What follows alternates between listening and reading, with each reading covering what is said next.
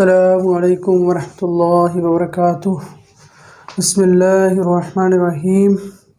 Exercise 6.2 question number 25 है the hyperbolas x square over a square minus y square over b square equal to 1 and x square over a square minus y square over b square equal to -1। ये दो hyperbolas की equations हैं और ये दोनों के दोनों एक दूसरे के कॉन्जुगेट कहलाते हैं। ठीक है, एक दूसरे के कॉन्जुगेट होते हैं। अगर हम एक हाइपरबोला की सेंट्रिसिटी को ई और इसके कॉन्जुगेट की सेंट्रिसिटी को ई डैश कह दें तो हमने ये प्रूव करना है कि 1 over e square plus 1 over e dash square equal to 1 होता है। ठीक है, अब ज़रा देखें कि ये हमें इक्वेशंस दी गई हैं और हम जानते हैं कि बी स्क्वायर होता है सी स्क्वायर माइनस ए स्क्वायर के, और सी जो होता है वो ए ई के इक्वल होता है। ठीक है, तो A square E square minus A square, इसमें से ए स्क्वायर कॉमन आ जाएगा तो ये हमारे पास एक इक्वेशन बन जाएगी। इसी तरह हाइपरबोला 2 के लिए सेम इक्वेशन होगी, लेकिन उसमें क्या होगा, क्योंकि ये उसका कॉन्जुगेट होता है। ठीक है, इसमें ए जो है वो छोटा होता है और बी बड़ा होता है, इसमें ए बड़ा होता है और बी छोटा होता है। सो यहाँ पे ए और बी इंटरचेंज हो जाएंगे आपस में, बाकी सेंट्रिसिटी ई डैश स्क्वायर -1 आ जाएगी। अब इस इक्वेशन को अगर इस इक्वेशन से मल्टीप्लाई करें तो A square B square equal to A square B square, और ये दोनों फैक्टर आपस में मल्टीप्लाई होंगे। इसमें जब ब्रैकेट्स ओपन करेंगे तो ये 1 भी कैंसिल हो जाएगा, ये नेगेटिव टर्म्स दोनों पॉजिटिव हो जाएंगी, और अगर हम इसे इस पे डिवाइड कर दें तो ये 1 बन जाएगा और ये हमारा रिक्वायर्ड रिजल्ट जो है वो आ जाएगा।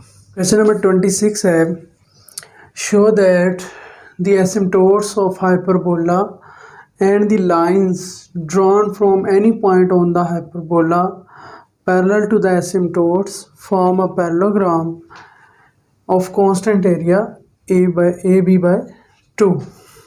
ठीक है, हमने ये प्रूव करना है कि एक हाइपरबोला है, उसके ऊपर अगर एसिम्पटोट्स हों और वहाँ से लाइन के हाइपरबोला से किसी पॉइंट से उनके ऊपर लाइन ड्रा की जाए तो एक पैरेललोग्राम बनती है और उसका एरिया होता है ए बी बाय 2।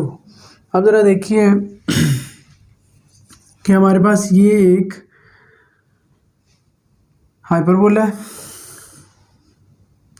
हमारे पास ये एक हाइपरबोला है। ठीक है, उसमें ये आपको कर्व्स नज़र आ रही है। इसमें एक ये एसिम्पटोट है, एसिम्पटोट वो होता है, वो लाइन होती है जो कर्व के पास से गुज़रती है और कंसीडर ये किया जाता है कि वो कर्व के साथ उसका डिस्टेंस जो है वो 0 है।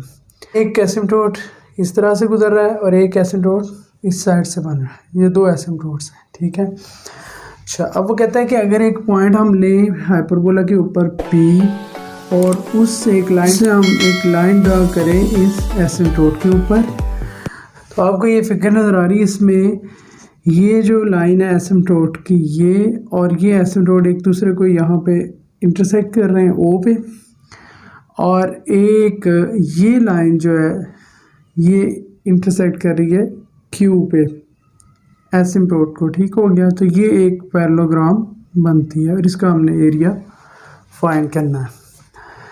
हमने फर्ज किया कि हमारे पास एक पॉइंट है x1 y1 इस हाइपरबोला पे। ऑफ एसिम्पटोट्स ऑफ हाइपरबोला क्या होती हैं, y equal to b over a x और y equal to minus b over a x. ये दो इक्वेशन है हमारे पास। ठीक है, हमने क्या किया, क्वेश्चन जो है question of line P R जो लाइन है वो हमने इक्वेशन फाइंड की which is parallel to this asymptote second S. ये हमारा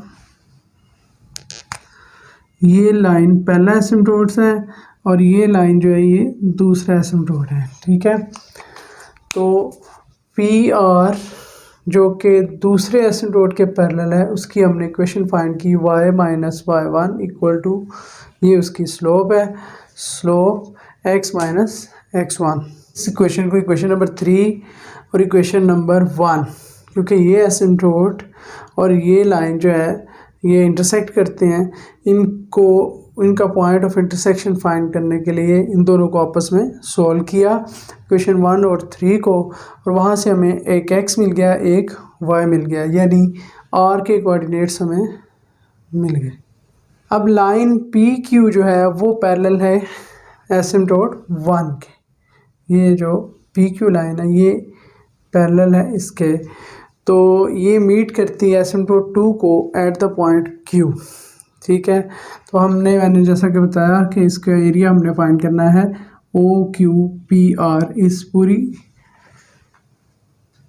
पैरेललोग्राम का एरिया हमने फाइंड करना है। ठीक है, तो अगर हम इसको हाफ कर दें यानी O को P से मिला दें तो एक ट्रायंगल बन जाएगी, और चूँकि हमारे पास तीनों पॉइंट्स मौजूद हैं, ओरिजिन भी मौजूद है, R भी मौजूद है और P भी मौजूद है, तो ट्रायंगल का एरिया हमने फाइंड करना सीखा हुआ है।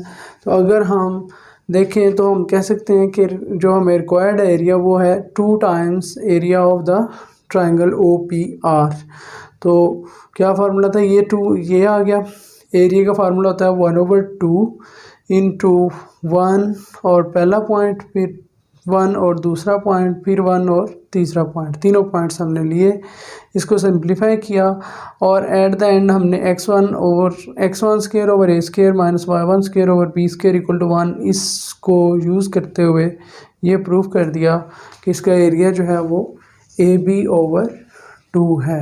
नंबर 27 है, show that the normal to the rectangular hyperbola xy equal to c square at the point T meets the curve again at the point T dash such that T cube T dash equal to -1।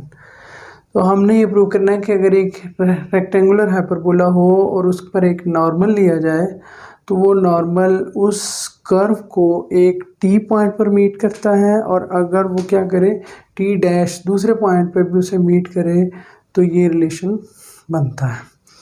तो देखिए question हमें xy equal to c square दी है, हम इसकी parametric equations लेते हैं CT और C/T, ये हमारे पास एक पॉइंट है। उसके बाद इसको डेरिवेटिव लेने के बाद ये हमने स्लोप ऑफ टेंजेंट फाइंड कर ली, उसमें ये पॉइंट पुट किया, तो स्लोप ऑफ नॉर्मल क्या होगी, इसका रेसिप्रोकल लेंगे तो स्लोप ऑफ नॉर्मल आ जाएगी। ठीक है, इक्वेशन ऑफ नॉर्मल क्या बनेगी, y माइनस y1 slope x minus x1। इसको सिंप्लीफाई करके हमने इक्वेशन ऑफ नॉर्मल बना ली। ठीक हो गया।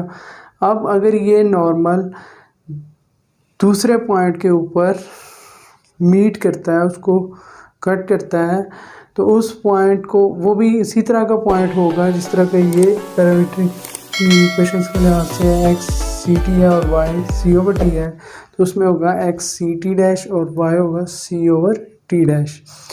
तो हम इस पॉइंट को इस नॉर्मल की इक्वेशन में पुट कर देंगे और इस सारे को सॉल्व करेंगे, तो हमारे पास ये रिलेशन आ जाएगा आइदर दिस इक्वल टू 0 और दिस इक्वल टू 0।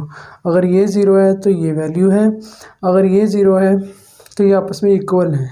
तो इक्वल तो नहीं है, दो डिफरेंट पॉइंट हैं, इसलिए हम इसको इक्वल तो नहीं कंसीडर कर सकते हैं, इसी चीज़ को 0 लेंगे और यहाँ से ये प्रूव हो जाएगा कि T³ T डैश जो है वो -1 के इक्वल है। अल्लाह हाफिज़।